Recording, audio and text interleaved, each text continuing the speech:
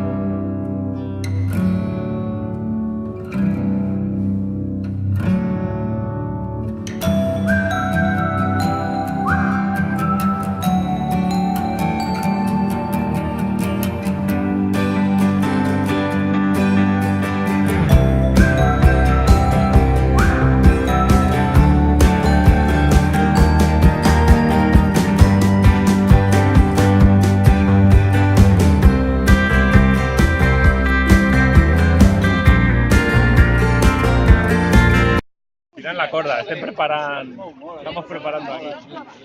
Hay que subir arriba para coger el jamón. Alucinante, ¿eh? Mola, aquí aguantando un poquito la cuerda.